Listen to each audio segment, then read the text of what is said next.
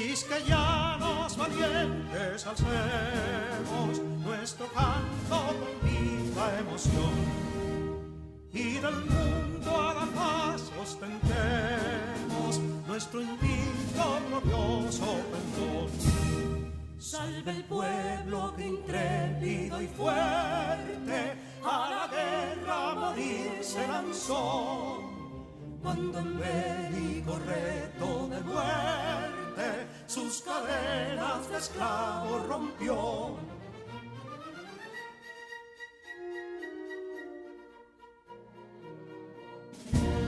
Ningún pueblo ser libre merece si es esclavo, indolente y servil. Si en su pecho la llama no crece, que templó el heroísmo viril, más que estrella la indómita y brava, siempre altiva la frente alzará, que si fuere mil veces esclava, otras tantas ser libres habrá. Que si Dona y Ardita lucieron de un intruso señor al desdén, las carreras Belén campos fueron, que cubiertos de gloria se ven, que en la cima del heroico baluarte de los libres el verbo encarnó, donde el genio de Sánchez y Duarte a ser libre o morir enseñó.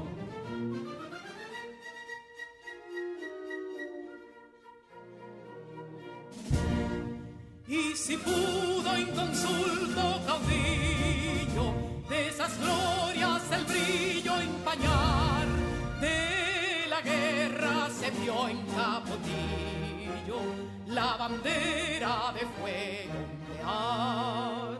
Y el incendio que atónito deja de Castilla al soberbio león, de las playas gloriosas le aleja, donde flota el cruzado pendón. Compatriotas, mostremos erguida nuestra frente orgullosos de hoy más, que Quisqueya será destruida, pero sierva de nuevo jamás. Que santuario de amor cada pecho, donde la patria se siente vivir, y es su escudo invencible el derecho, y es su lema ser libre o morir.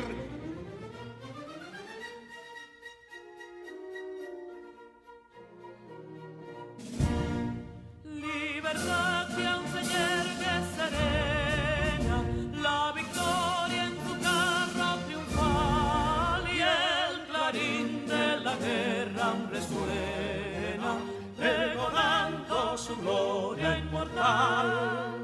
Libertad, que los ecos se agiten, mientras llenos de noble ansiedad, nuestros campos de gloria repiten, libertad, libertad, libertad.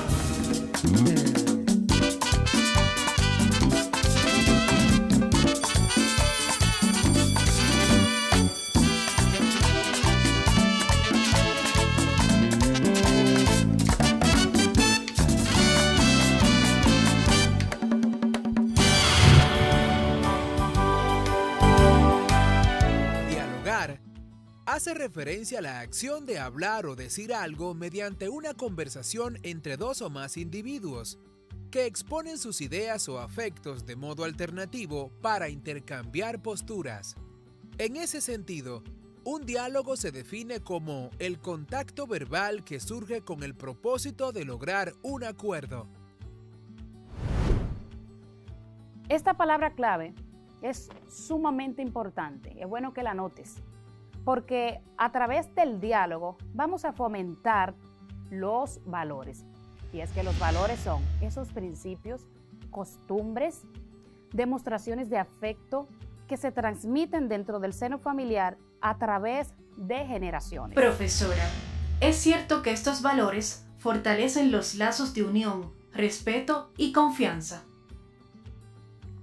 No solamente cierto, sino muy cierto, porque los valores, Neurona, como venimos diciendo, se van modelando dentro de la familia, pero luego salimos a la sociedad donde proyectamos y dejamos ver qué traemos, cuáles son esos valores que hemos aprendido.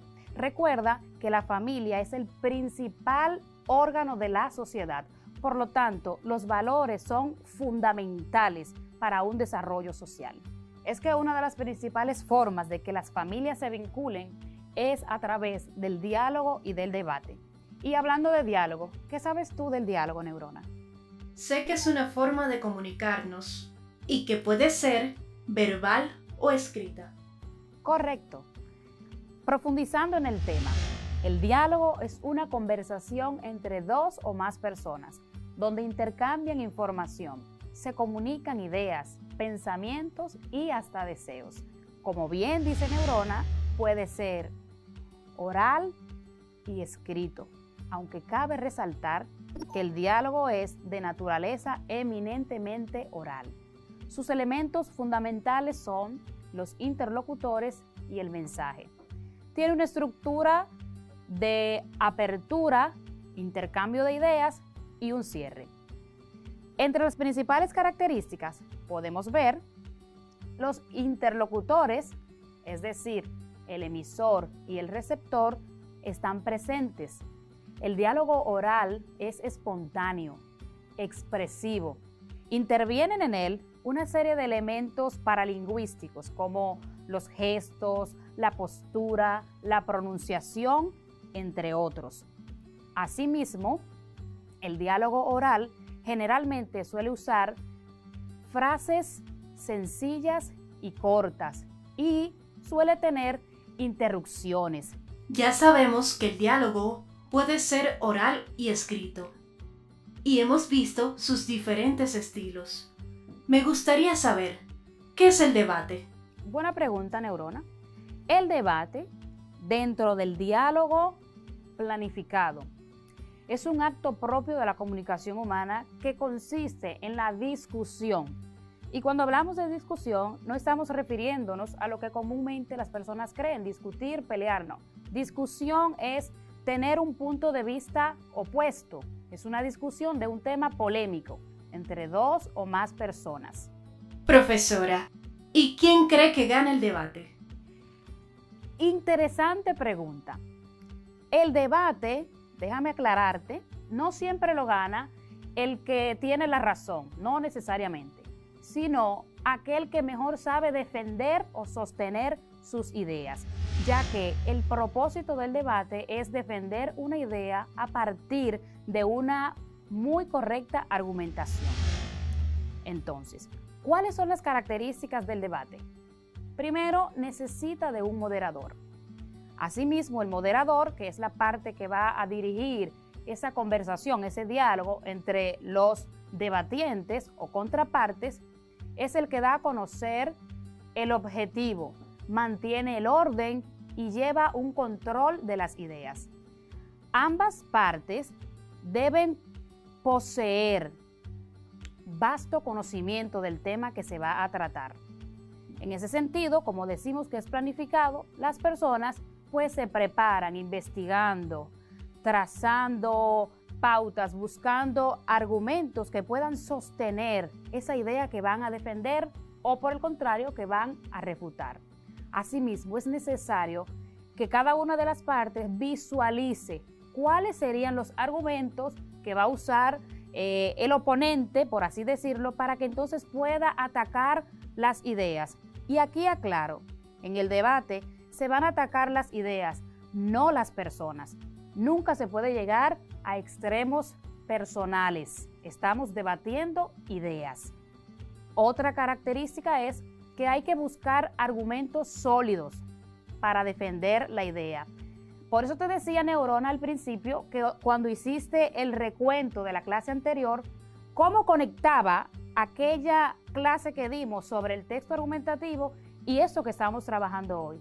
Hay que saber defender una idea, Y eso lo hacemos utilizando argumentos. La publicidad es una forma de comunicación que intenta incrementar el consumo de un producto o servicio, insertar una nueva marca o producto dentro del mercado de consumo, mejorar la imagen de una marca o reposicionar un producto o marca en la mente de un consumidor. Esto se lleva a cabo mediante campañas publicitarias que se difunden en los medios de comunicación, siguiendo un plan de comunicación preestablecido. Bien, publicidad.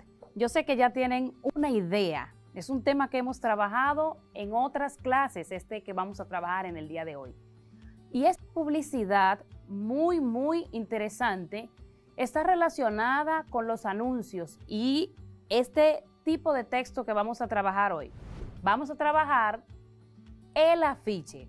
Conoceremos qué es un afiche, cuál es su función, su estructura y su importancia para esta labor de la publicidad. Neurona, ¿qué sabes tú del afiche? Vamos a ver, ¿has hecho afiche en algún momento? Así es, profesora. El afiche es aquel que trata de entregar un mensaje a un público combinando las imágenes con texto de manera estratégica. Muy bien. A continuación, vamos a observar el siguiente texto. Como verán, estamos frente a un tipo de texto con el cual nos encontramos a diario. Si vamos a la tienda, ahí está. Si estamos en el cine, nos topamos con él. Estamos frente a un tipo de texto muy utilizado por la publicidad. Como ven, aquí se presenta una información breve sobre productos de hortalizas variados. Profesora, veo que este tipo de texto guarda una gran importancia en la publicidad. Es así, Neurona, estás en lo correcto. Y todo lo que hemos analizado y lo que estamos viendo nos lleva a la conclusión de que estamos frente a un afiche. Entonces, ¿qué es un afiche? Es un tipo de texto cuyo propósito principal es informar, incitar, seducir a un gran número de personas con escritos atractivos y visibles a distancia. Este tipo de texto sirve para trabajar la función apelativa del lenguaje, aprender a ser lo más directo posible, economizando términos, saber escoger palabras con fuerte connotación. ¿Te acuerdas, Neurona, de lo que es la connotación? Es el significado simbólico o figurado de una palabra, frase o expresión. Muy bien, así es. Este texto también es relevante para jerarquizar las ideas, darle prioridad a lo que realmente necesita prioridad. Nos ayuda también a buscar y seleccionar formas gráficas y topográficas, articular el texto y la imagen. Todo esto con el firme propósito de convencer al lector de algo determinado, ya sea comprar o vender un producto, asumir una postura de pensamiento para realizar una acción determinada por quien está motivando este afiche. Entonces, ¿cuáles son las funciones del lenguaje que se priorizan en un afiche? Hay dos funciones principales: la función apelativa y la función persuasiva. Desde la función persuasiva, el afiche logra convencer al lector sobre lo que está publicitando. Por su parte, la función apelativa logra la reacción que se busca en el lector. Profesora, es decir, que si estamos vendiendo un producto determinado y al realizar una campaña publicitaria logramos venderlo, se ha cumplido la función del afiche. Así es, Neurona, estás en lo correcto. Se ha cumplido la función del afiche para lo cual su autor lo planeó. Ahora vamos a ver cuál es la estructura del afiche, cómo está estructurado. Vamos a ver. Para lograr el objetivo previsto, se debe tomar en cuenta la estructuralidad de esta tipología textual. Esto es, la combinación de sus dos componentes principales con el espacio. ¿Cuáles son esos dos componentes principales? El componente textual y el componente visual. En la parte textual se encuentra el título, el cuerpo del texto y el eslogan. El título debe ser atractivo.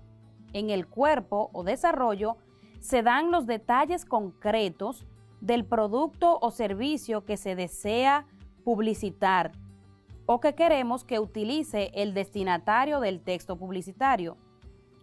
El eslogan es una frase breve, sencilla, atractiva, vistosa, fácil de recordar.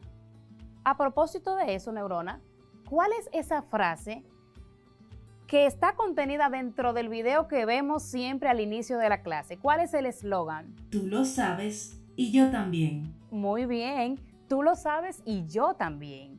Otra característica que tenemos que tomar en cuenta, como hemos venido diciendo, es el elemento visual. De los elementos que componen el elemento visual, mencionamos los colores, las formas, tamaños, tipos de letras, imágenes, fotos, dibujos, etc. Los colores son usados para tranquilizar, estimular, vender y llamar a los consumidores a la acción. De esta manera, los colores en la publicidad tienen como objetivo primordial despertar sensaciones, ejerciendo atracción e influyendo en las decisiones del destinatario. En cuanto a las letras, estas deben ser de un tamaño legible, fácil lectura. En tal sentido, se recomienda usar letra script o molde. Las imágenes, fotos o dibujos juegan un papel muy importante en la elaboración del afiche publicitario, pues facilitan la comprensión textual y son referentes atractivos a la persuasión del lector. Como pudimos ver, el afiche es un tipo de texto que se puede utilizar para diversas actividades. Ahora vamos a ver un video sobre los más usados. Tipos de afiches. Afiches políticos. Esta variedad de afiches tiene como principal finalidad afianzar o modificar el pensamiento político de las personas con la intención de que se inclinen hacia una determinada ideología.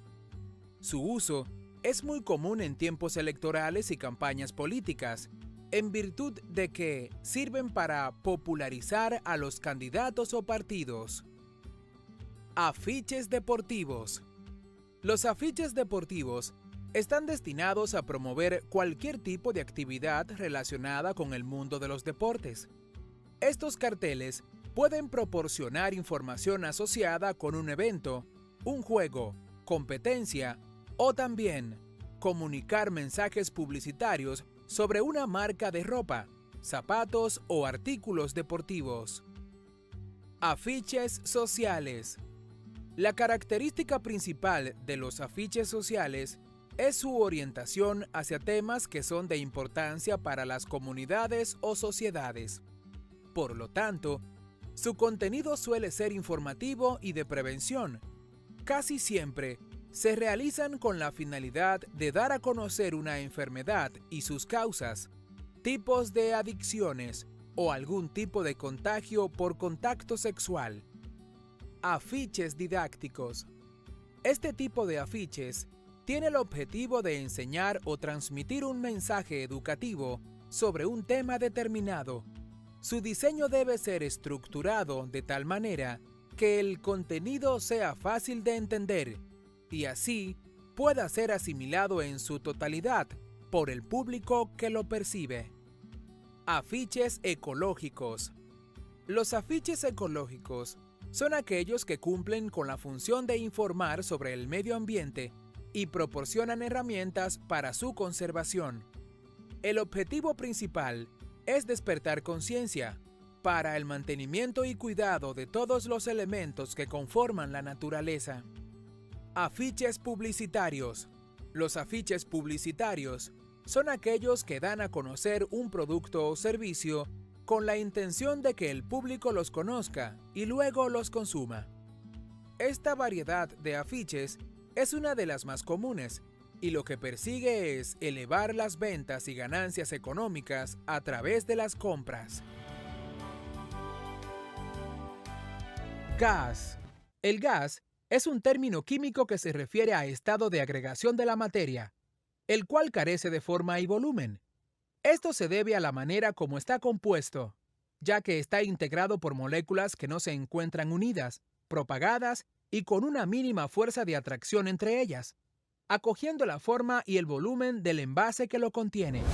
Los seres vivos habitamos en un espacio comprendido y constituido por gases. Estos gases, en su conjunto, es lo que conocemos como el aire. ¿Sí?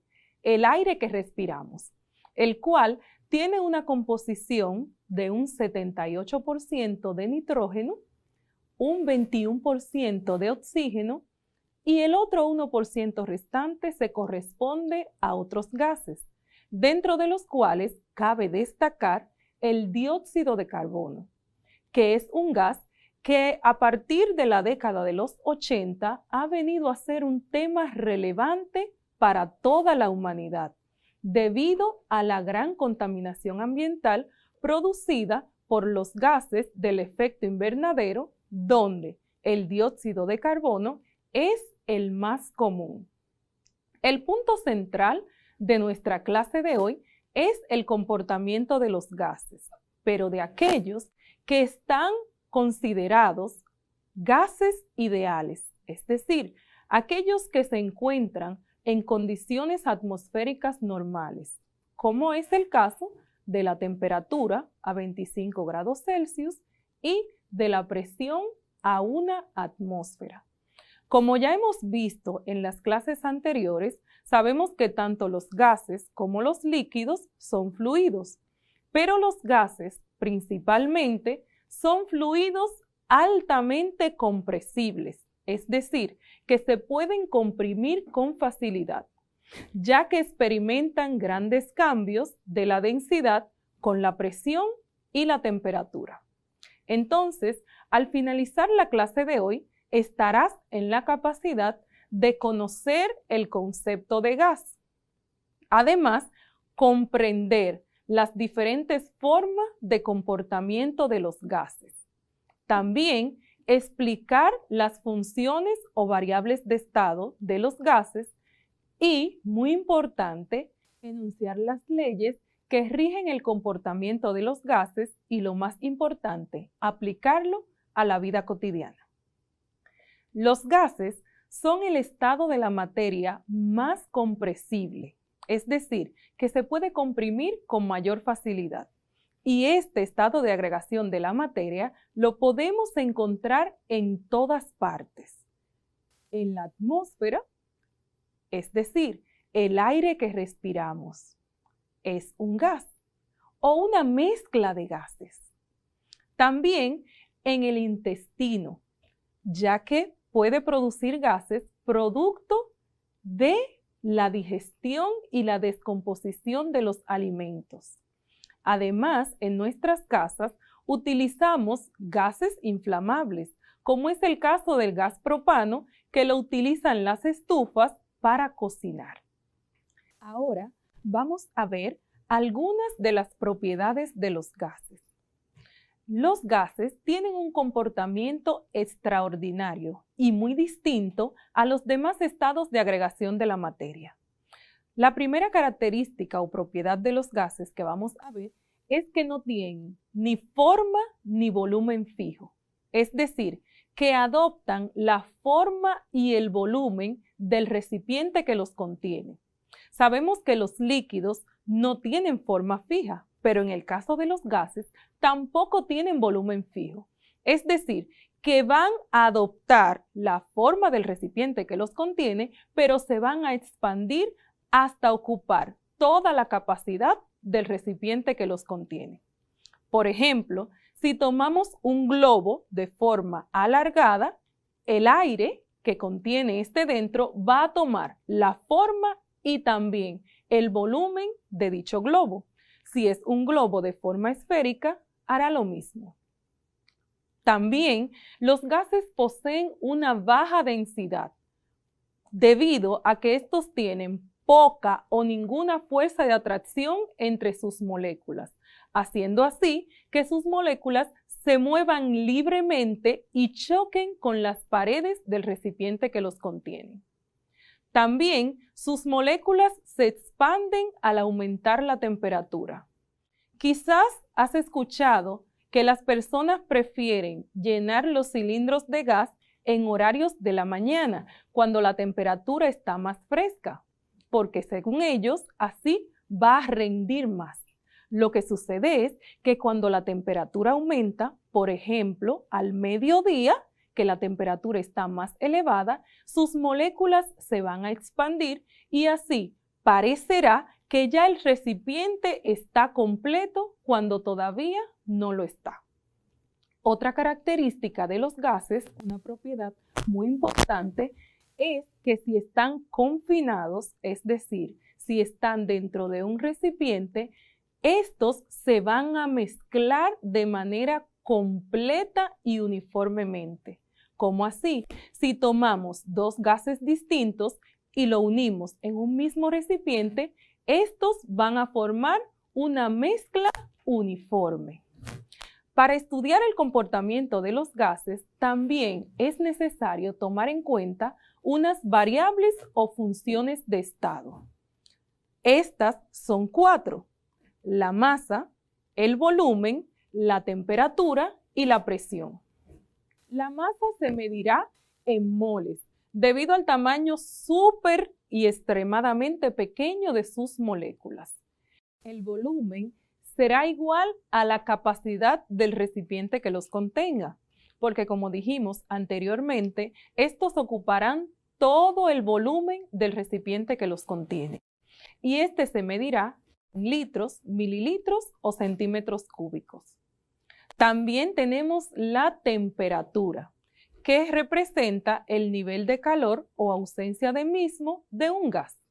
Y esta será la temperatura absoluta. ¿Recuerdas cuando hablamos de temperatura? La escala de temperatura absoluta corresponde a Kelvin. Entonces, la temperatura de los gases la mediremos preferiblemente en Kelvin.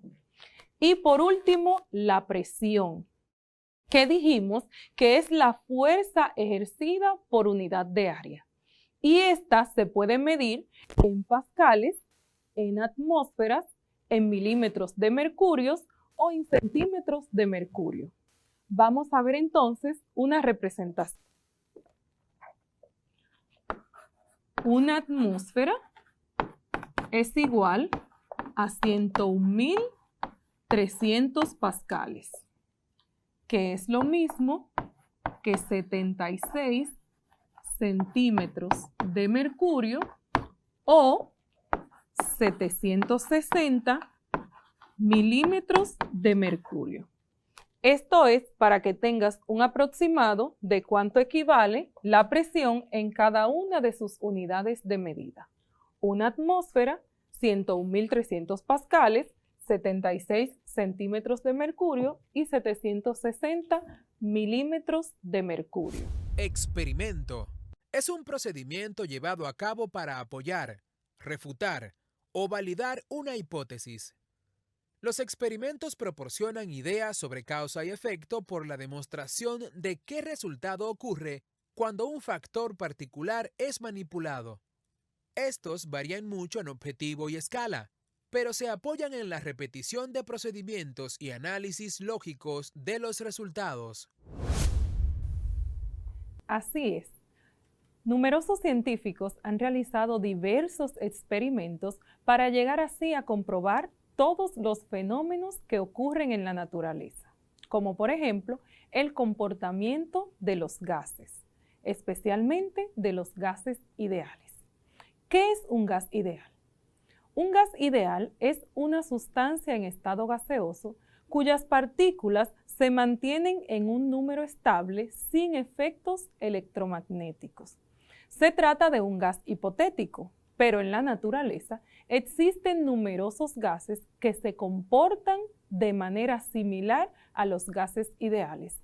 Por ejemplo, el nitrógeno, el helio, el dióxido de carbono, el oxígeno, el radón, el neón, entre otros. Veamos entonces, ¿alguna vez te han puesto a vigilar una leche mientras hierve?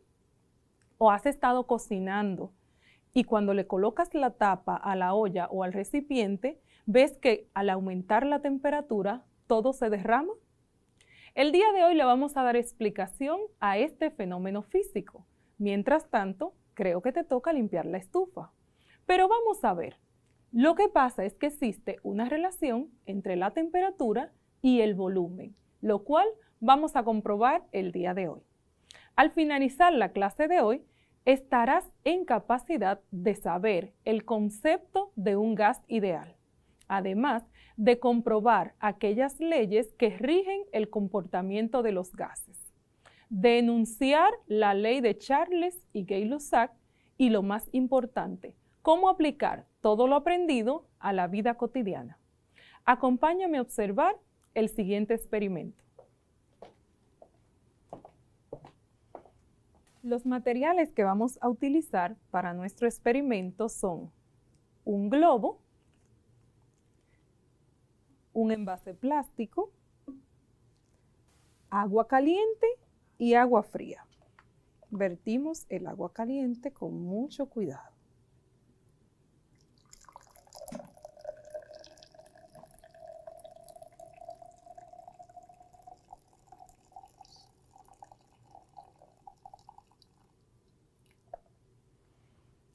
Lo primero que vamos a hacer es a colocar el globo en la abertura de nuestra botella.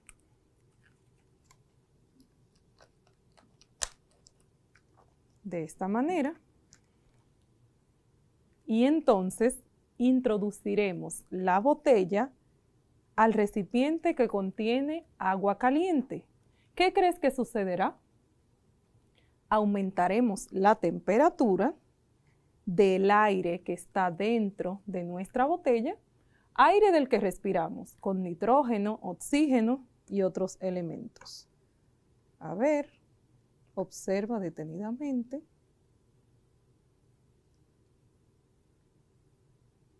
Al aumentar la temperatura del aire que está dentro de la botella, este aumentó su volumen. Veamos qué sucede entonces cuando lo colocamos nuevamente en agua fría.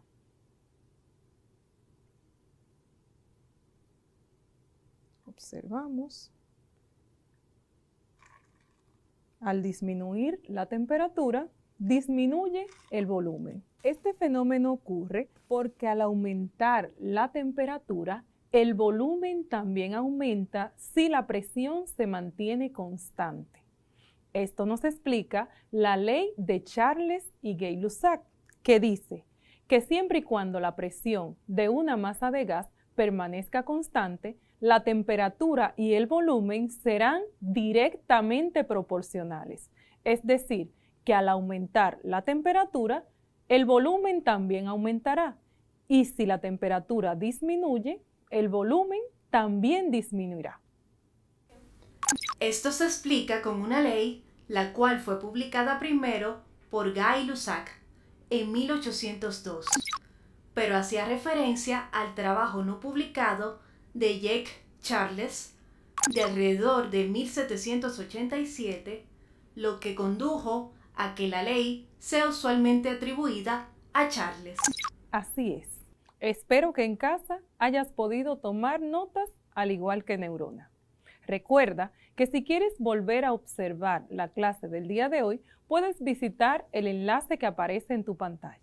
También te puedes acercar a tus maestros titulares, los cuales te ayudarán a afianzar los conocimientos adquiridos el día de hoy y a resolver cualquier duda que te haya quedado.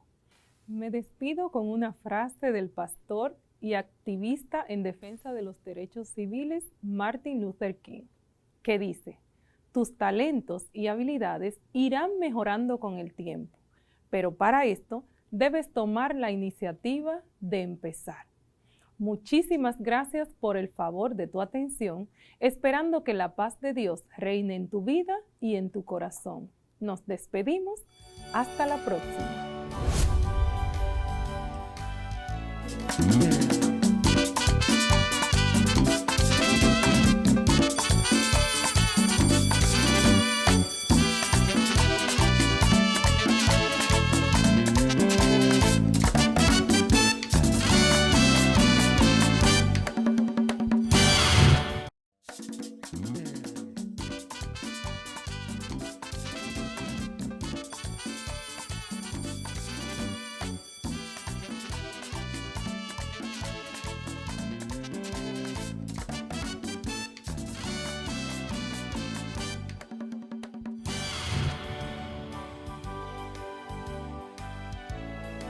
Adverb.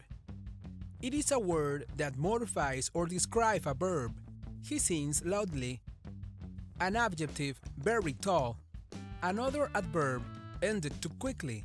Or even a whole sentence, fortunately, I had brought an umbrella.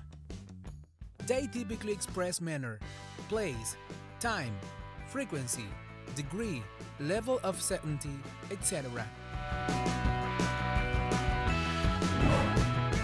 Adverbio. Es una palabra que modifica o describe un verbo. Canta fuerte. Un adjetivo. Muy alto. Otro adverbio. Termina demasiado rápido. O incluso una oración completa. Afortunadamente había traído un paraguas. Por lo general, expresan manera, lugar, tiempo, frecuencia, grado, nivel de certeza, etc. Very good. That's right. Today we are going to work with adverbs. And adverbs are descriptive words that describe how actions are done. And I have to tell you that most of them add ly at the end. Muy bien, hoy vamos a trabajar con los adverbios. Y los adverbios son palabras descriptivas que describen cómo las acciones son realizadas. Y la mayoría de ellos se forman agregando L o Y al final de ellos. La mayoría, no todos. Vamos a ver algunas de estas palabras, anótalas, vamos a repetir y subraya la que no conozcas. Underline the words that are new for you. Remember adverbs. Most of them add ly at the end. Let's repeat. Lovingly. Amorosamente. Carefully. Cuidadosamente. Slowly. Lentamente. Quietly. Tranquilamente. Again, let's repeat it. Lovingly. Amorosamente. Carefully. Cuidadosamente. Slowly. Lentamente. And the last one, quietly. Tranquilamente. Muy bien, vamos el día de hoy a hacer unas lecturas. Remember that reading is always fun. Vamos a leer. Recuerda que leer siempre es divertido. ¿Te atreves? Tienes que prestar atención, repetir y practicar desde casa. ¿Empezamos? Pues vamos a leer. The following paragraph is a description of how her older is a mom that has a son that gets ready for school. Let's get ready and pay attention. Let's read it. Brian is my older son. Brian is my older son. He is 9 years old. He is 9 years old. In the morning, he walks quietly. He walks quietly. Comes into the kitchen. Eats his breakfast. Slowly and carefully. Washes his dishes. Lovingly kisses me on the cheek. And then go to get his backpack. Ahora voy a repetir. En casa vas a repetir también y vas a tomar notas. Tiene que prestar atención a algunas palabras. ¿Ya te diste cuenta? Muy bien. Vamos a repetir el pequeño texto otra vez. Brian is my older son, and he's 9 years old. In the morning, he walks quietly, comes into the kitchen, eats his breakfast as slowly and carefully, washes his dishes, lovingly kisses me on the cheek, and then goes to get his backpack. ¿Viste? ¿Prestaste atención? ¿Escuchaste? Hay algunas palabras que debiste subrayar. ¿Te atreves a identificarlas? Neurona, ¿pudiste identificar esas palabras? Por supuesto, profesora. ¿Quiere que se las mencione? Claro, vamos a ver si coincidiste. Vamos a ver, ¿cuáles son esas palabras, Neurona? Fueron 4. Quietly, slowly, carefully, and lovely. Muy bien, excelente. ¿Y tú? ¿Pudiste observarla? ¿Escuchaste bien? ¿Las copiaste? Te las voy a volver a repetir. Presta mucha atención. Las palabras fueron quietly, slowly, carefully, and lovely. Subráyalas. Si copiaste el texto, debes subrayarla y aprenderla. ¿Qué te pareció este ejercicio, Neurona? Me pareció muy divertido. Ok, pues entonces te voy a hacer una pequeña pregunta tanto a ti como a los chicos en casa. Vamos a ver si puedes responder en base al texto que acabamos de ver. Pay attention and answer this question. How would you describe Brian's personality? It's very easy. Basados en la lectura anterior, podemos decir que Brian is quiet, careful and loving. Muy bien, excellent job. ¿Cuál era la pregunta? ¿Cómo podría describir la personalidad de Brian basado en el texto que acabamos de leer, de observar? Te repito. How would you describe Brian's personality? ¿Cómo podría describir la personalidad de Brian? Unos adjetivos que te dicen cómo es Brian. Brian is quiet, careful, and loving. Very good job. And now, this is the time that you describe one family. You have to choose one of your family members and describe them using those adjectives. Very good job. Care. It is a word that means the provision of what is necessary for the health, welfare, maintenance, and protection of someone or something. Look after and provides for the need of. For example, they care of the elderly. They don't care about human life. Cuidado. Es una palabra que significa la provisión de lo necesario para la salud, el bienestar, el mantenimiento y la protección de alguien o algo. Cuidar y atender las necesidades de, por ejemplo, el cuidado de los ancianos. No les importa la vida humana. Very good. That's right. That's it that we are going to learn today. Today, we are going to continue working with the adverb, some of them, some rule. And as well, we are going to learn how to take instruction and how to take care of a pet. Remember that an adverb is a word that describes or modifies a verb, and that most of them add ly at the end of the word. That is an adjective. Recuerda que un adverbio es una palabra descriptiva que modifica al verbo y que la mayoría de ellos terminan agregando ly al final. Hoy también vamos a aprender cómo seguir instrucciones de cuidar una mascota.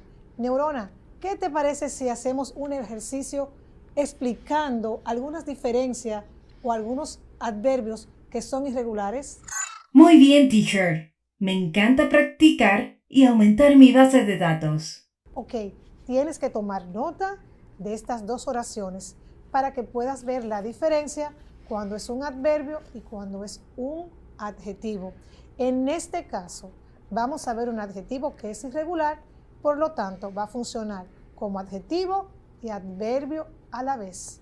The same adjective is going to be an adverb as well. Let's pay attention and copy. This is a fast car. You drive this car fast. Otra vez voy a repetir. This is a fast car. You drive this car fast. Si pudiste notar, en la primera oración, fast funciona como un adjetivo. This is a fast car. Fast, adjetivo. En la segunda dice, you drive this car fast. En este caso, fast funciona como un adverbio. ¿Copiaste? ¿Entendiste? Ahora vamos a seguir viendo y aprendiendo otras oraciones donde podemos utilizar los adverbios. Copia, practica y repite. My sister swam badly. The soccer match ended quickly. Fortunately, my friends were not taken to my birthday party. I repeat again. My sister swims badly. The soccer match ended quickly. Fortunately, my friends were not late to my birthday party. Si puedes observar y escuchar, hay algunos adverbios. ¿Te atreves a subrayarlo? Neurona, ¿puedes decirme cuáles son los adverbios que hay en esa oración? Badly, quickly, unfortunately. Muy bien, excelente. Badly, quickly, unfortunately. 3 adverbios. ¿Y quieres seguir aprendiendo sobre los adverbios? Claro que sí. Debo decirte que los adverbios tienen diferente uso o clasificación. Vamos a ver cuáles son. Recuerda que lo vimos en la clase pasada. How, where, when, how much and how often. Te los repito. How, where, when, how much and how often. Si recuerdas, son de modo, de lugar, de tiempo, de cantidad y de frecuencia. Vamos a hacer una pequeña práctica. ¿Te animas, neurona? Always ready. En casa también debes de practicar. Vamos a leer y a repetir. Copia y practica. How. Quietly. Quietly. Peacefully. Peacefully. Where. Where. Above. Above. Abroad. Abroad. When. When. Now. Now. Yesterday. Yesterday. How much. How much. Quite. Quite. Fairly. Fairly. How often. How often. Always. Always. Sometimes. Sometimes. Vimos 2 ejemplos de cada uno. De modo, de lugar, de tiempo, de cantidad y de frecuencia. ¿Qué te parece, neurona? Me parece muy interesante. ¿Qué tal si practicamos un poco más? Excelente. Ya sabes que la mayoría de los adverbios se forman agregando al final ly, ly, y que los adverbios se forman a partir de un adjetivo. También dijimos que hay algunos que son irregulares, pero ahora vamos a usar la regla general, que es agregar ly. Vamos a leer. Hay unos espacios en blanco y al final va a aparecer el adjetivo que debes convertir en adverbio. ¿Te animas? Lápiz, papel, acción. ¿Estás lista, neurona? I'm always ready. En casa también debes tomar lápiz y papel para practicar. ¿Qué vamos a hacer? Muy fácil. Vas a practicar formando adverbios. Recuerda que dijimos que la mayoría de los adverbios se forman agregando ly o ly al final de la palabra, que es un adjetivo. Vamos a ver este ejercicio. Vas a completar en el espacio en blanco con dicho adverbio. Empezamos. Number 1. The bus driver was injured. Serious. The bus driver was seriously injured. Very good. Number 2. Kevin is clever, extreme. Kevin is extremely clever. Very good. Number 3. Jack is upset about losing his keys. Terrible. Jack is terribly upset about losing his keys. Excellent. Number 4. Our basketball team played last Friday bad. Our basketball team played badly last Friday. Terrific. And the number 5 is Maria opened her present slow. Maria is slowly opening her present. Very good job. Let's repeat the answers one by one. Pay attention and check your answers. Vamos a repetir las respuestas. Pon atención y revisa tus respuestas. Vamos a ver.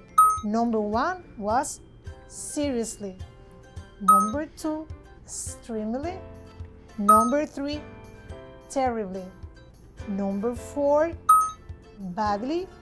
And the last one, number 5, was slowly. Neurona, ¿qué te pareció esta actividad? Me pareció excelente, profesora, y ha sido súper fácil agregarle LY al final de cada palabra. Courtoisie. La courtoisie est la partie principale du savoir-vivre. C'est une espèce de charme par où l'on se fait aimer de tout le monde, selon le cinéaste Jacques Deval. Cortesía. La cortesía es la parte principal del saber vivir.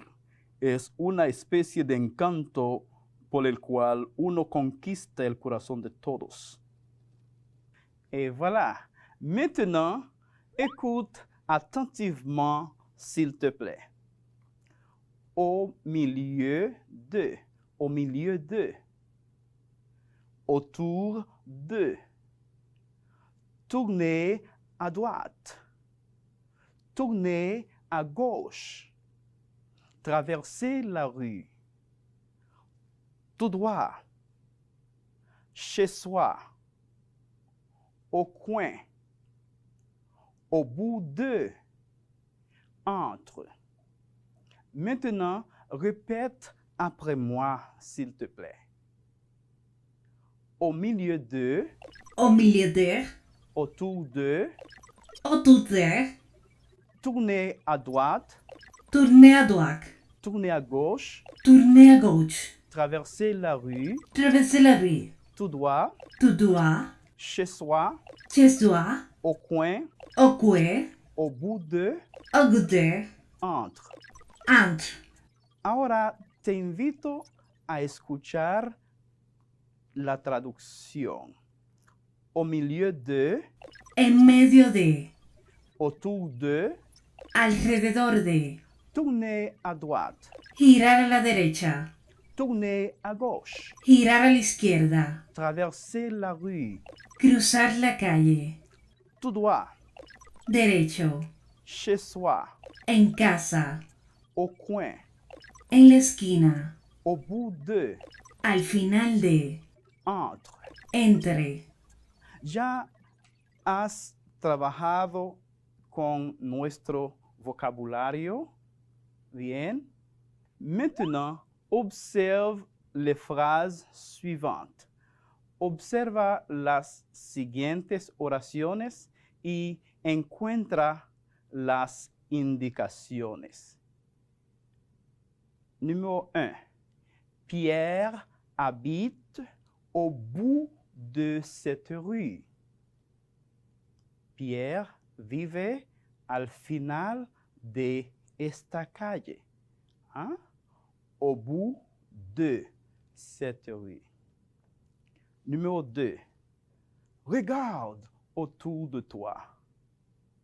Regarde autour de toi. Mira a tu alrededor.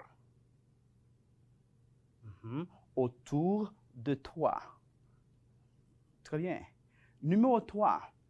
Elle habite tout près de chez moi. Elle habite tout près de chez moi. Ella vive cerca de mi casa. Tout près de chez moi. Près de chez moi. Très bien. Numéro 4. Le musée est entre le parc et le restaurant. Le musée est entre le parc et le restaurant.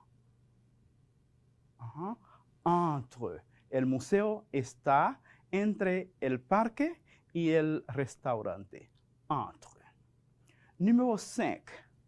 J'habite au coin de la boulangerie. J'habite au coin de la boulangerie. Vivo en la esquina de la panadería. Vivo en la esquina de la panadería. Oui. Au coin de. J'habite au coin de la boulangerie. T'as compris? Bien.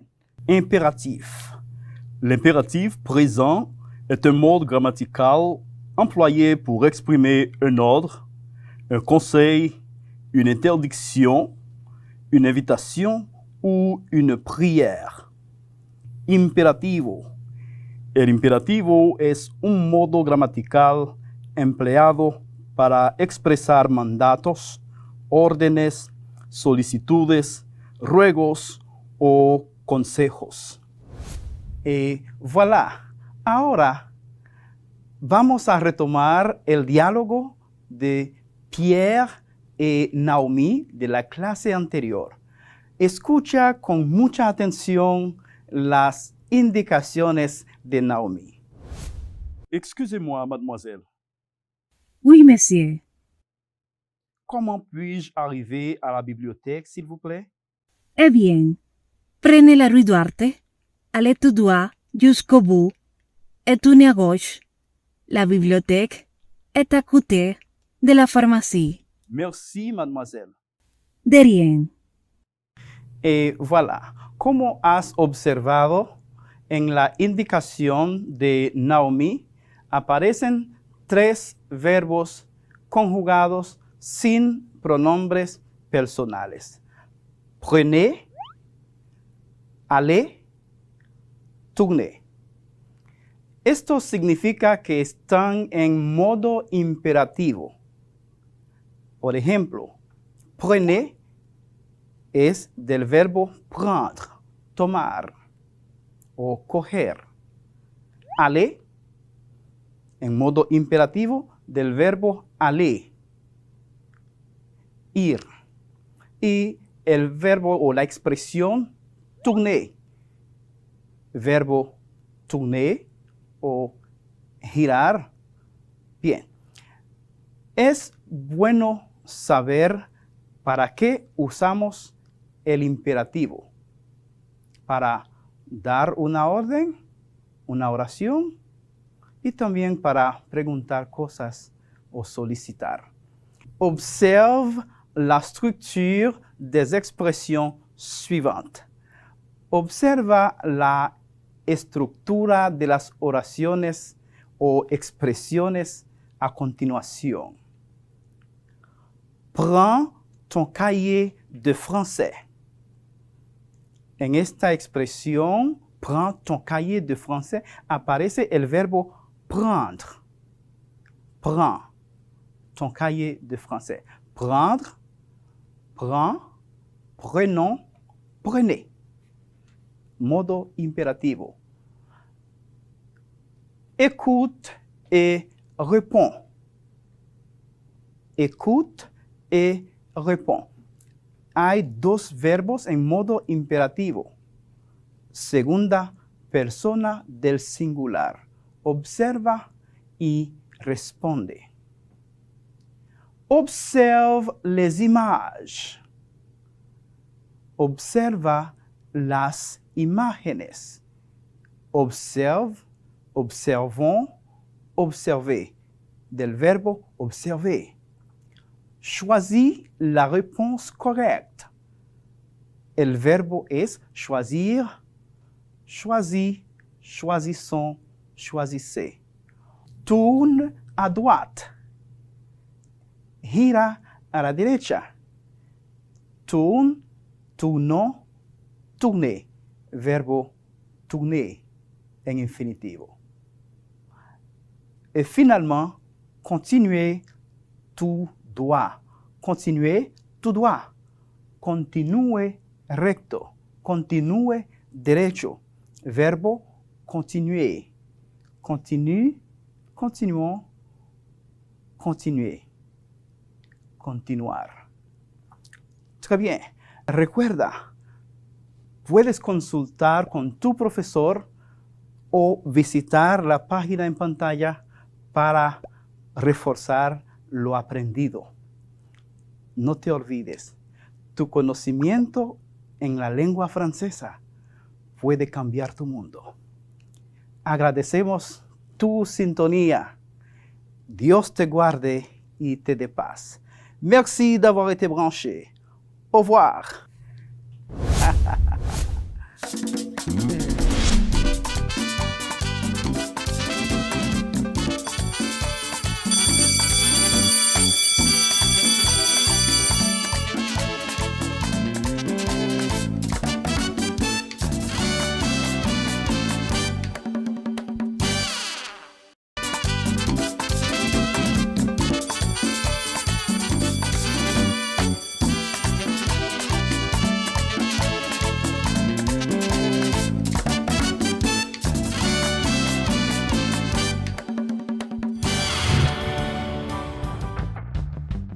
Diferencia. Se refiere a la diferencia de dos números, el cual es el resultado de restarlos. Es decir, la diferencia entre A y B es el número A menos B. Muy bien, diferencia es nuestra palabra clave y el tema que vamos a trabajar hoy es desigualdades. En las semanas anteriores estuvimos trabajando lo que son las igualdades y las ecuaciones. Hoy vamos a iniciar con el tema desigualdades. Veamos la siguiente situación. Se pretende que la tasa de embarazos en adolescentes entre 15 y 19 años sea como máximo promedio del 15% en la República Dominicana. Ya en 3 regiones del país se ha determinado un porcentaje de esta tasa, de forma tal que en la región sureste hay un 21% con relación a esa tasa y en la región suroeste hay un 23% con relación a esa misma tasa. ¿De cuánto debe ser el porcentaje promedio de la región norte o Cibao para lograr lo que se pretende? O sea, que el porcentaje promedio sea el 15%. ¿Te das cuenta? Ahí hay muchos datos y cada uno de esos datos son diferentes. Verifica que hay una diferencia entre lo que tenemos en la región sureste y lo que tenemos en la región suroeste. ¿Ves? ¿Qué es lo que se pretende buscar ahí? Lo que falta en la región norte o Cibao. Pero tranquilo, no vamos a resolver el problema ahora, simplemente estamos observando las diferencias. Alex Bello estableció una analogía entre lo que era la matemática y lo que eran los chistes. ¿Cómo así, profe, los chistes? Sí, entre lo que es la matemática y los chistes. ¿Por qué razón? Bueno, él explica que un chiste, para tú poderlo entender y disfrutar, tú tienes que ir trabajando parte por parte y llevarle una secuencia a esa historia, ¿cierto? Al final, tú vas a tener un resultado. Sin embargo, la matemática aplica prácticamente ese mismo procedimiento. Para tú poderla entender, tienes también que ir viendo toda la historia, todo el proceso. ¿Cuál es la diferencia? El resultado. En el chiste, tú vas a obtener una carcajada, una risa. Sin embargo, en la matemática, ¿qué tú vas a obtener? Bueno, pues un asombro. Cuando tú tienes el resultado matemático, pues ahí tú vas a tener un asombro, ¿viste? Ahí también hay una analogía, pero también hay una diferencia. ¿Qué es lo que nosotros estamos trabajando? En matemática utilizamos varios símbolos para establecer las diferencias. Muchos de ellos ya tú lo conoces. ¿Sí? ¿Recuerdas cuáles son? El símbolo de ¿qué? Mayor y aquel otro símbolo menor. ¿Lo recuerdas? Sí, esos son los símbolos que se utilizan en matemática para nosotros establecer desigualdades. Y vamos a ver cómo se trabaja. Acompáñame en la pizarra. Si tenemos este símbolo, nos dirá mayor que. ¿Bien?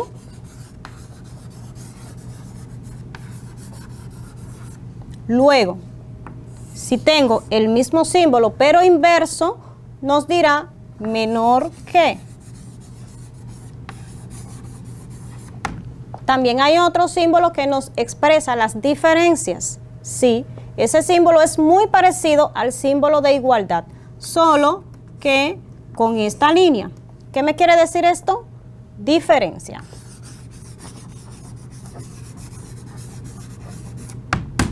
Si te das cuenta, el símbolo cuando abre a la izquierda, mayor que. Si abre a la derecha, menor que. Si tengo estas dos líneas, con esta perpendicular ahí, con esa transversal ahí, tengo la diferencia. ¿Bien? Perfecto. Hasta ahí, ¿hay alguna pregunta? No hay ninguna pregunta, profesora. Todo está muy claro.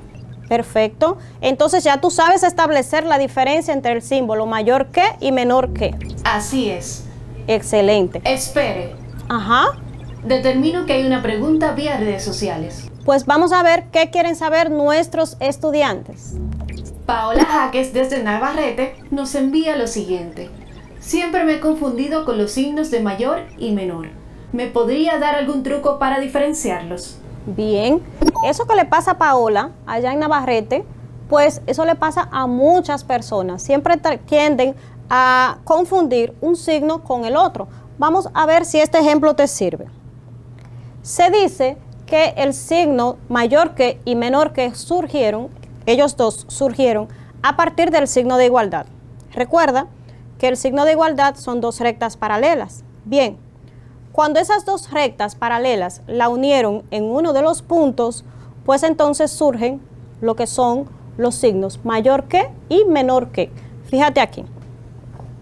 Si tú tienes estos dos lápices y haces la analogía con este símbolo, para el lado que esté la mayor distancia en los lápices, para ese lado estará el número mayor. Bien, no te preocupes mucho en determinar mayor que, menor que. Verifica dónde va a estar el número mayor. Una vez tú ubiques ese número mayor, pues ya por defecto tú vas a saber cuál es el menor, ¿verdad que sí? Entonces, si lo abres así, donde está la mayor abertura, ahí estará el número mayor. Fíjate que de este lado pasa lo mismo. Cuando hacemos esto, donde está la mayor abertura, en ese lado estará el número mayor. ¿Bien? Propiedad. En matemáticas, una propiedad es un objeto que posee una característica específica.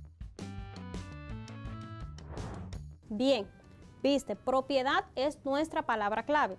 En el sentido coloquial, normalmente buscamos lo que es propiedad y vamos a verificar que nos va a relacionar con alguna pertenencia. Esto le pertenece a tal o cual persona.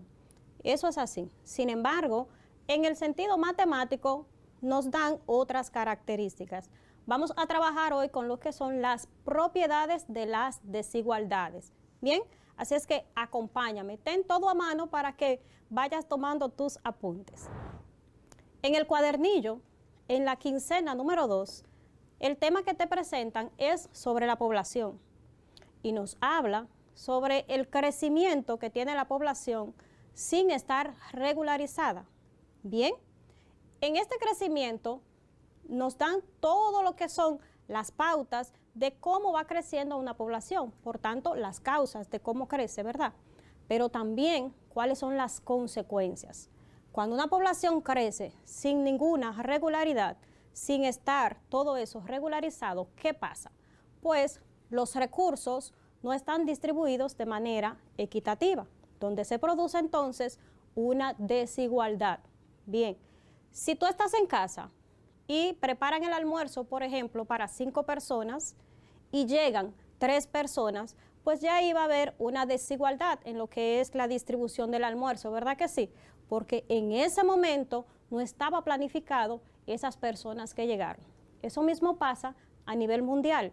Cuando la población crece demasiado, la distribución de los recursos se pone un poquito difícil. Pero vamos a trabajar ahora lo que es la desigualdad matemática. En la clase pasada habías visto que una desigualdad en el área de matemática nos va a decir que dos objetos son diferentes. Sí, fácil. Para esto, utiliza símbolos. ¿Cuáles símbolos? Mayor que, menor que, mayor o igual que y menor o igual que. Eso lo viste en la clase pasada. Ahora te voy a mostrar cómo tú puedes graficar una desigualdad. Sí, una desigualdad se puede graficar y lo puedes hacer en una recta numérica. ¿Lo acuerdas? ¿Sí? ¿La recuerdas esa recta numérica? Perfecto. Acompáñame a la pizarra y vamos a tomar algunos apuntes sobre lo que es la recta numérica.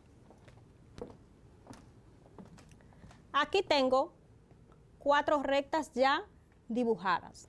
¿Qué características tienen las rectas numéricas? Pues bien, primero verificamos que en el centro tenemos un número ubicado. Siempre tomamos ese número como referencia. Este número es el 0. ¿Ves? En todas está puesto el 0. Más adelante tú podrás dibujar tu recta sin poner ese 0 ahí, pero primero tienes que tomarlo como una referencia. A toda la parte derecha de esa recta le va a pertenecer lo que son los números positivos. A toda la parte izquierda de la recta le va a pertenecer los números negativos. Fíjate que en cada extremo de la recta tenemos una flechita. ¿Qué nos indica eso? Sencillo, que este se va a extender por acá hacia el infinito, pero hacia el infinito positivo. Y este se va a extender por acá hasta el infinito también, pero al infinito negativo. Eso es así. ¿Por qué razón? Porque una recta no tiene fin, es infinita. La recta la podemos colocar así como está esta, de manera horizontal, pero tú también la puedes ver de manera vertical. Para nuestro caso, vamos a colocarla así por razones de comodidad. Cada recta, cada subdivisión que tengo aquí en la recta, le va a corresponder un número. A cada uno de esos puntos le va a corresponder un número. Si están para la derecha serán positivos, si están para la izquierda serán negativos. Y todos van a partir desde el 0. Eso es muy importante, para que luego no te equivoques y me pongas los números al revés. Debes partir desde el 0. Aquí yo tendría el 1, el 2, el 3 y hacia la izquierda voy a tener esos mismos números, pero con el signo negativo. Por tanto sería negativo 1, negativo 2 y negativo 3. Cabe resaltar en este momento que los números positivos tienen valor contrario a los números negativos. ¿Por qué? El número positivo, mientras más lejos del 0 está, mayor es. Mientras más lejos del 0 está. ¿Qué pasa con el número negativo? Que es inverso. El número negativo, mientras más cerca del 0 está, va a ser mayor. Entonces, en este caso, menos 3, que está más lejos del 0, sería mayor que negativo 1, porque negativo 1 está más cerca del 0. ¿Se entiende? Perfecto. Una vez tú has recordado todos esos conceptos, vamos a pasar a graficar entonces estas desigualdades. Se grafica de manera sencilla. ¿Cómo lo hacemos? Suponiendo que x es menor que negativo 2. Si x es menor que negativo 2, pues nos ubicamos en negativo 2 y vamos a tomar todos los números que sean menores de negativo 2. Por tanto, sería desde aquí hasta el infinito, ¿verdad que sí? Toda esa parte hasta el infinito. ¿Por qué hasta el infinito? Porque me dice todos los números menores que negativo 2. ¿Y cuáles son esos números? Bueno, pues hay infinitos números menores que él. Pasamos a esta. Aquí tendría x menor o igual a 4. Menor o igual a 4. el 4 está positivo, pues vamos para el lado positivo. Tengo 1, 2, 3, 4. Como quiero los números menores, vamos a alargar un poquito aquí. Como quiero los números menores o iguales a 4. Bien, pues entonces, ¿qué vamos a hacer? Vamos a tomar desde el 4 todos los números que sean menores. ¿Cuáles van a ser menores? Fíjate que todos los números que están hacia atrás van a ser menores que él. Toda esa parte. Pero aquí hay una característica. Fíjate que me dice igual, menor o igual. Por tanto, esta me incluye al 4, porque me dice menor o igual. Va incluido el 4. Si el 4 va incluido, pues entonces vamos a pintar ese espacio que tenemos ahí como símbolo de que el 4 también va incluido dentro de esa cantidad. Ahora tenemos otro número o otra desigualdad. X mayor que negativo 3. X va a ser mayor que negativo 3. ¿A qué lado vamos? ¿Al positivo o al negativo? Vamos al lado negativo. Tenemos negativo 1, negativo 2, negativo 3. ¿Cuáles números va a tomar X? ¿Cuáles valores va a tomar X? Todos los que sean mayores que negativo 3. ¿Y dónde estarán los números mayores que negativo 3? Recuerda que los números negativos, mientras más cerca del 0 están, ¿cómo van a ser? Mayores. Por tanto, tendríamos desde aquí para allá, ¿verdad? Toda esa parte estaría incluida hasta el infinito, por ahí toda esa parte estaría incluida como mayores que negativo 3. Ahora, ¿qué pasa? No voy a incluir el 3 porque no me dice mayor o igual. Y por último tengo X mayor que 1. Ese 1 ahí es positivo, ¿verdad? Nos vamos a la parte positiva y tomamos todos los números que estén después de 1, porque aquí no incluye el 1, entonces partimos desde el 1 y vamos por allá hasta el infinito. Sí, te escuché que dijiste allá, hasta el infinito y más allá, ¿verdad? Sí, normalmente eso es lo que dice. ¿Qué tomamos entonces? Todos los números positivos mayores que 1. Collage. Según el diccionario de la Real Academia de la Lengua Española, el collage es una técnica pictórica que consiste en componer una obra plástica uniendo imágenes, fragmentos, objetos y materiales de procedencias diversas. Preguntarás, ¿y por qué tenemos como palabra clave collage? Porque esta es la tarea que tienes según esta actividad, que va a consistir en tomar unas imágenes acorde a lo estudiado para que entonces de esa manera lo organices. El collage es un conjunto de imágenes y o fotos que te ayudan a construir aquello que deseas. A veces un castillo, un mapa, un corazón, un árbol, lo que deseas. El punto es un conjunto de imágenes que tú lo organizas. En este caso, como sea más conveniente para ti, según tu creatividad. Pero bien, la información es esta. Hemos hablado sobre la hegemonía y estábamos diciendo que la hegemonía es el control, la supremacía de un estado o de una potencia sobre otra nación. Una nación que evidentemente no ha sido independiente.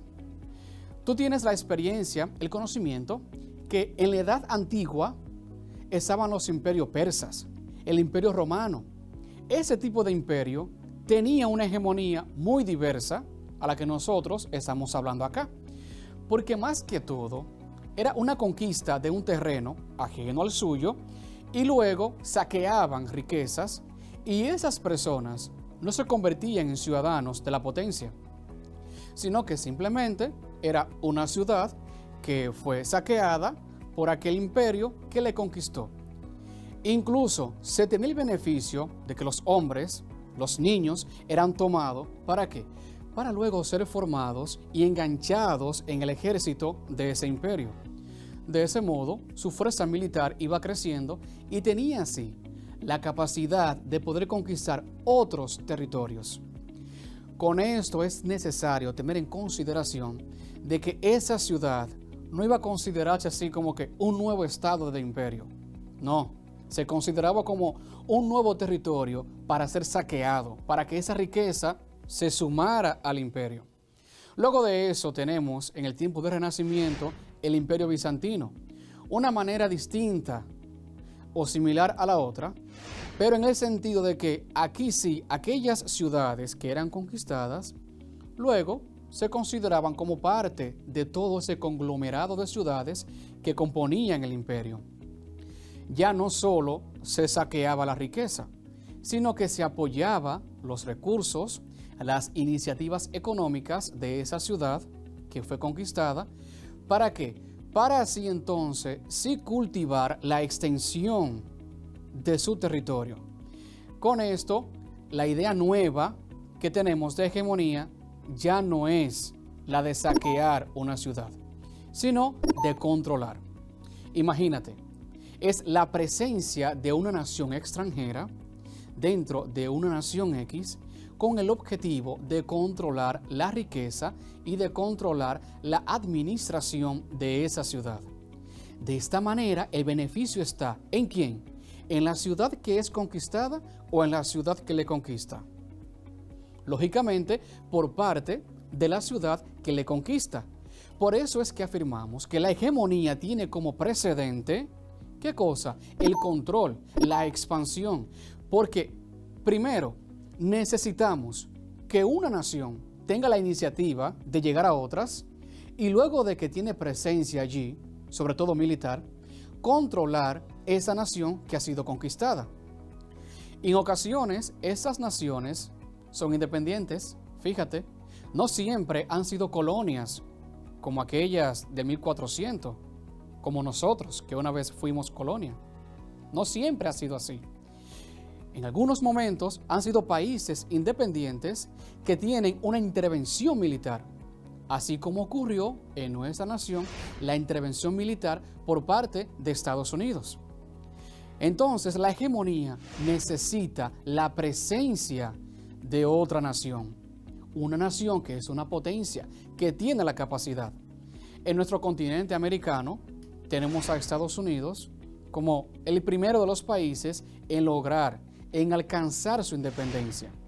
Y luego ese tiene una presencia, una hegemonía en algunos países de Latinoamérica. Sí, Latinoamérica. Latinoamérica que no es un continente, sino que es parte de un continente. ¿Y cuáles son esos países que conforman Latinoamérica? Te diré unos cuantos. Fíjate, está Argentina, Bolivia, Brasil, Chile, Colombia, Costa Rica, Cuba, Ecuador, El Salvador. ¿Tú conoces algún otro? ¿Conoces otros países de Latinoamérica?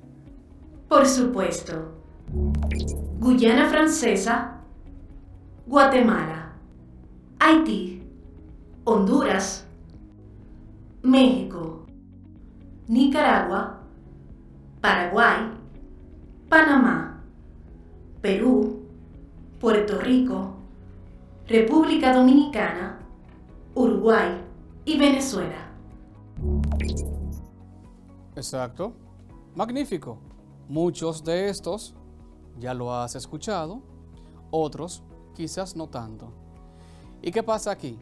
Que esos países han tenido en su momento el control de algún imperio por parte de alguna colonia. Porque recuerda, la hegemonía tiene como precedente la expansión de un territorio. Es decir, que la hegemonía necesita de la expansión. Exactamente, de la expansión y del control por parte de una potencia. Sin esto no se da lo otro. Y esto tiene un precedente ya en el 1400 con ese imperio, con la colonia española que fuimos nosotros, pero se repite en el 1900 de una manera diversa por la presencia estadounidense en varios países latinoamericanos. Entonces, la hegemonía controla. Es el control que se tiene sobre esa nación, sobre ese país. Esclavitud. Según el diccionario de la Real Academia de la Lengua Española, es la sujeción excesiva por la cual se ve sometida una persona a otra, o a un trabajo u obligación. Es también dicho de una persona que carece de libertad por estar bajo el dominio de otra.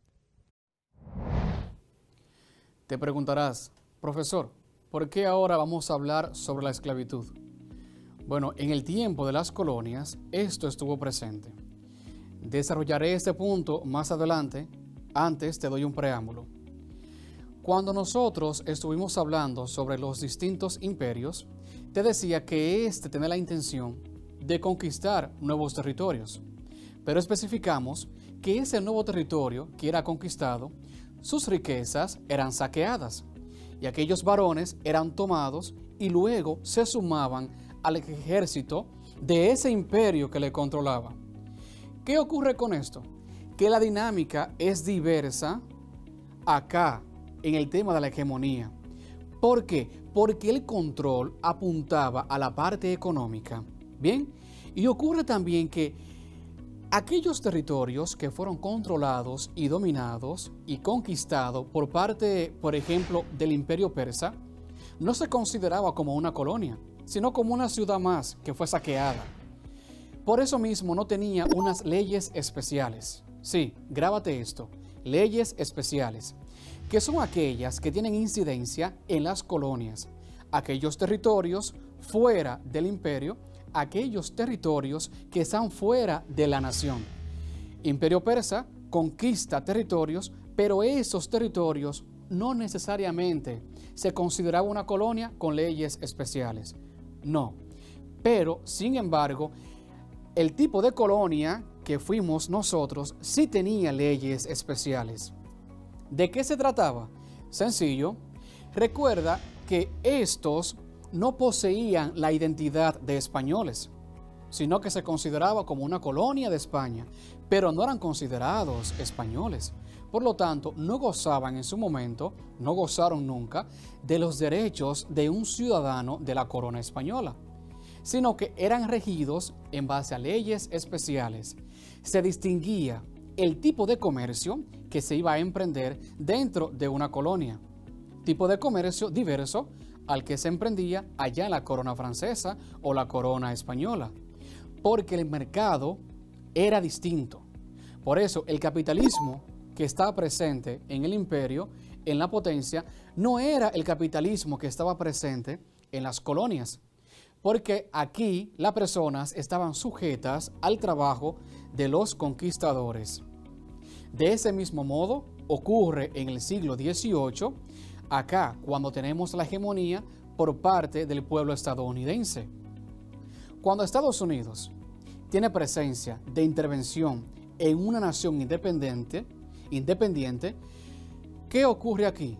Que esta nación será regida en base a unos estatutos diversos, muy diferentes a quien le ha conquistado. ¿Qué pasa? Que la presencia de la fuerza militar, que la presencia de administradores políticos se van a comportar según lo que se diga desde Estados Unidos. Pero el ciudadano de acá no es estadounidense, pero tampoco se va a regir sobre las leyes que teníamos en un momento, sino en base a qué leyes, en base a las leyes especiales regidas en ese momento de intervención norteamericana, en ese momento de intervención por parte de Estados Unidos. Por eso, aprende esto, las colonias no gozan en su totalidad de los derechos que tiene la nación que le conquista, sino que es gobernada, regida y controlada en base a leyes especiales, modificadas especialmente para el funcionamiento de esta, modificadas pensando ¿en qué? En que son colonia, no son un país, no son una nación independiente, son una colonia. Por lo tanto, las leyes que les regían eran diversas. Y esto tiene su parte en la historia, es decir, que no inicia al compás. Las colonias americanas no inician al compás de una colonia africana. ¿Tú sabes cuándo inicia este proceso de colonización? Buscando. Este proceso se inició a finales del siglo XV y culminó con las numerosas guerras de independencia americanas del siglo XVIII, que dieron origen a un conjunto de repúblicas autónomas, cuyo destino era convertirse en los actuales países americanos. Exacto. El proceso inicia acá, siglo XV, cuando viene Colón, en los años 1400. ¿Y qué ocurre con esto? Que la presencia de ello denota una ley diferente. Dicho sea de paso, aquí no había ley, solamente había costumbre. Había una norma espontánea del pueblo indígena, de los aborígenes que estaban aquí. Eso pasó allá en ese proceso. Pero un proceso diverso a esto, aquí damos un paso, un proceso diverso a esto es lo que ocurre con África en los años 1884, que en la conferencia de Berlín, las potencias europeas se dividieron el territorio africano. Recuerda que lo dijimos en una clase anterior. Literalmente, como tomar un pastel y dividir varias partes y cada quien toma una parte de ese pastel. Así ocurrió en la conferencia de Berlín. Se dividieron el territorio africano. ¿Qué ocurre con esto? Que el tipo de colonia que nace en África en ese momento es distinta a la colonia que fuimos nosotros. ¿Por qué? Por los avances industriales, por el conocimiento de colonización que ya se tenía y sobre todo por la intención de fondo. Se vio África como un espacio todavía no desarrollado, no explotado, que ya había sido descubierto, pero se vio vulnerable, dócil, con posibilidad de conquista. Y por eso estas potencias tienen presencia allá. Diverso a cuando vinieron aquí, que básicamente una ruta desconocida llegan y hacen un saqueo. Son intenciones diferentes. Pero ¿qué ocurre con esta nueva colonia africana? Que tienen similitud a nosotros que fuimos una colonia. Igual dependíamos de una potencia, igual teníamos el control en base a ¿qué? En base a una ley especial, una ley diversa a lo que el natural, el ciudadano de aquella potencia gozaba. Estamos nosotros, está la potencia que conquista el suelo africano. A todas estas, cada colonia depende de su conquistador. Pero sin embargo, hay un punto muy interesante. Cuando se divide África, resulta que tenemos la dificultad que cada uno de esos espacios tiene una cultura y un lenguaje diferente. Entonces, aquí no se tiene el control de que, bueno, el imperio que vino y conquistó se hablará ese idioma. No, sino que se continuó hablando ese idioma. Pero ¿dónde estuvo la dificultad? Que un espacio geográfico fue dividido en dos partes y cada uno fue tomado por una potencia diferente. Entonces hubo una fragmentación dentro de la cultura. ¿Hasta qué punto? Hasta que esas colonias alcanzaron por su proceso la independencia. Te invito a que visites el siguiente link en pantalla para profundizar lo que ya hemos hablado acá. ¿Ok? Y para despedirme, te ofrezco una frase de Friedrich Hegel, sobre todo porque la siguiente clase vamos a hablar sobre él. Y él decía, la historia universal es el progreso de la conciencia de la libertad. Nos vemos hasta la próxima.